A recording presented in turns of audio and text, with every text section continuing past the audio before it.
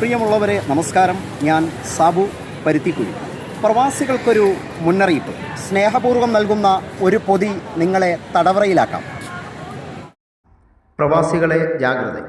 നിങ്ങളുടെ ഒരു ചെറിയ അശ്രദ്ധ നിങ്ങളെ അന്യനാട്ടിലെ ജയിലിലാക്കിയേക്കാം. ഗൾഫ് രാജ്യങ്ങളിലെ വിമാനത്താവളങ്ങളിൽ മരുന്നുകളുമായി ബന്ധപ്പെട്ട് പ്രവാസികൾ, പ്രത്യേകിച്ച് യുവാക്കൾ പിടിക്കപ്പെടുന്നത് വർദ്ധിച്ചു വരികയാണ്.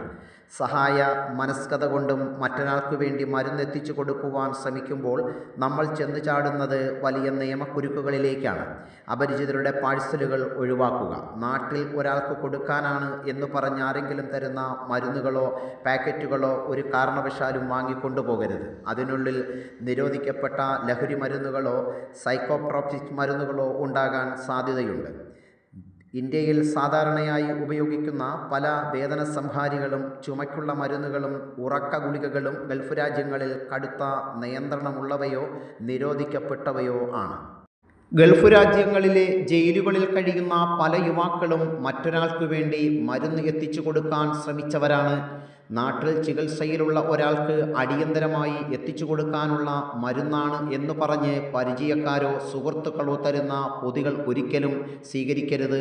ആ പൊതിക്കുള്ളിൽ നിരോധിക്കപ്പെട്ട ലഹരി മരുന്നുകളോ അതീവ നിയന്ത്രണമുള്ള ഗുളികകളോ ഉണ്ടെങ്കിൽ അതിൻ്റെ പൂർണ്ണ ഉത്തരവാദിത്തം ബാഗ് കൊണ്ടുവരുന്ന ആൾക്കു മാത്രമായിരിക്കും.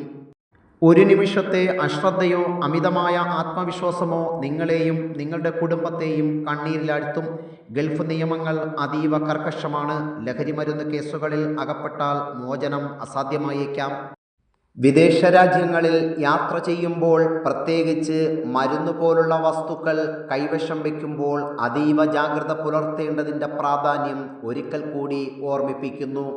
ഇനി നിങ്ങൾക്ക് മരുന്ന് കൊണ്ടുപോകുന്നത് നിർബന്ധമാണെങ്കിൽ ഡോക്ടറുടെ കുറിപ്പടിയും മെഡിക്കൽ ഷോപ്പുകളുടെ ബില്ലും മാത്രം ഇത്തരം സാഹചര്യങ്ങളിൽ സഹായകരമാവില്ല. ഇതിന് കോൺസുലേറ്റിൻ്റെ അനുമതി കൂടി വേണമെന്ന് ഓർക്കുക. അടുത്തൊരു വീഡിയോയുമായി വീണ്ടും കാണാം.